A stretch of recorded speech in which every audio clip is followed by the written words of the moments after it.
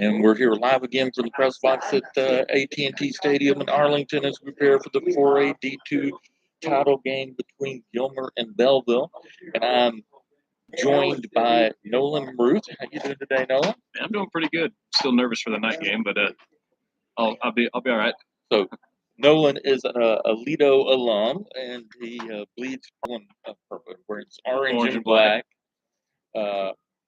But we're going to be talking about this game now. So Bellville and Gilmer. Gilmer, I think, a bit of a surprise to be here, but they've been here recently. Bellville hasn't been here recently. Just overall, Gilmer will be looking for their fourth title in their ninth appearance, and Bellville has never won a title in its third appearance. Gilmer's led by Alan Metzel, put up a 12-3 record this year. Belleville's led by Grady Rowe, who are undefeated 15-0 this year. Very similar scoring-wise offensively, in that Gilmer is scored 52.4 points per game, and Belleville scored 52.8 points per game.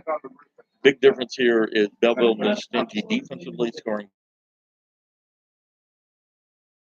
7. You said that the biggest difference was in their point scoring was defensively, and Gilmer gives up a lot of points per game that we just talked about, and Belleville does not.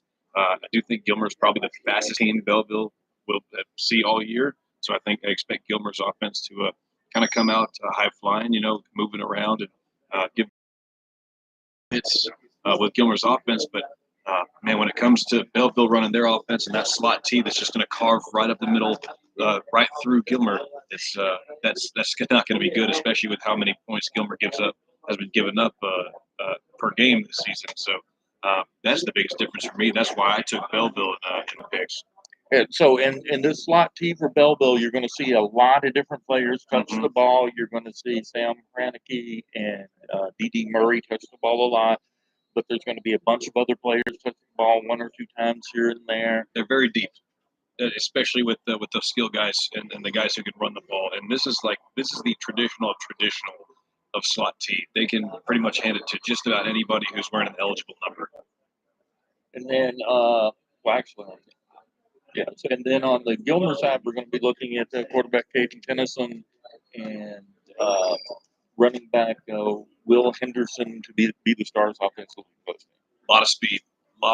They're the reasons they're scoring so much. It's just that dynamic backfield for them, and they have a good line actually that can pave the way for them. That's why they score so much. It's not like they're getting beat up front all the time and forced to make plays. It's there for the taking for them, and that's why that's why they've been so successful all year. But it's just that other side of the ball is just, to me, too hard to overcome for Gilmer. And again, the contrast in styles really doesn't end at any point. These are two very different teams. Mm-hmm. Gilmer wants to score 2-3 play drives, and Belleville's fine with it. Belleville wants to run the clock and take up 10 plays in 5 minutes and just let that run down. Like Belleville would love for this game to have a final score of 28-21 in their favor. They want to kill the clock, and they want to keep the ball out of the hands of Henderson and that quarterback for Gilmer as well. They want to keep it out of their hands because that's when they're going to get in trouble. All right. Well, we're about 42 minutes away from kickoff. Be sure and follow us on Twitter, LS Gridiron. We'll be having updates throughout the game. We'll be back here on YouTube. I'll be back here on YouTube at halftime. And follow us on LoneStarGridiron.com for updates on this game and the remainder of the weekend.